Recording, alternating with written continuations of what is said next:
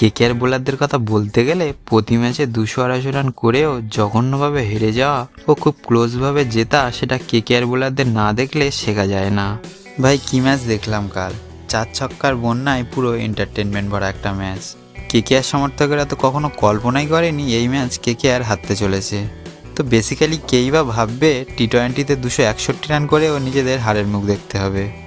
Bairstow, pope Simran, Shashanka Singra যেন তাদের batting ঝড়ে সেই অসাধ্য সাধন কাজটা এদিন করে দেখালেন।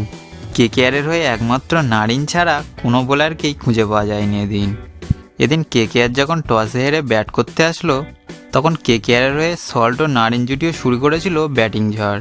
শেষে কেকেআর ইনিংস শেষ করে 261 রানের বিশাল রান দিয়ে। তখন ভেবেছিল কেকেআর এই ম্যাচ হেসে খেলে জিতে যাবে, কিন্তু পাঞ্জাব ব্যাটসম্যানদের আসল চমক তখনও যে বাকি ছিল সেটা তারা কল্পনাও করতে পারেনি। পাঞ্জাবের হয়ে ওপেন করতে নামে এদিন প্রভ সিমরান সিং বেয়ারস্টো জুটি ব্যাটিংয়ের ঝড় শুরু করেন। প্রভ সিমরান সিং মাত্র 20 বলে 54 রান করে আউট হন।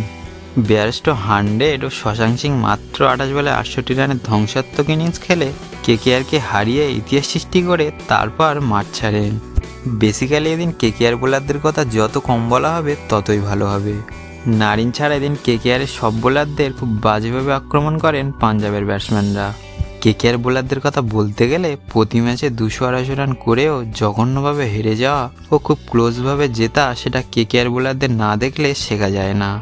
গাইস, এটা কেকেআর বোলারদের রুটিনে পরিণত হয়েছে। এত আশা নিয়ে এত দাম দিয়ে স্টার্কদের মতো বোলারদের কাছ থেকে তো এতটুকু আশা করাই যায়। যদিও তিনি গত ম্যাচে খেলেননি, কিন্তু তার আগের ম্যাচগুলিতে তিনি কেমন রান দিয়েছেন সেটা সবার অজানা নয়। এই হারের ধাক্কা কাটিয়ে কেকেআর কি আবার স্বমহিমায় ফিরবে? এবার অন্তত এমন হারের ফলে কেকেআর বোলারদের একটু হলেও মানসিকতার পরিবর্তন আমরা লক্ষ্য করব, নাকি আবার সেই একই রকম ছবি দেখতে পাবো? তোমাদের কি মনে হচ্ছে তা তোমরা অবশ্যই লাইক কমেন্ট করে জানাবে।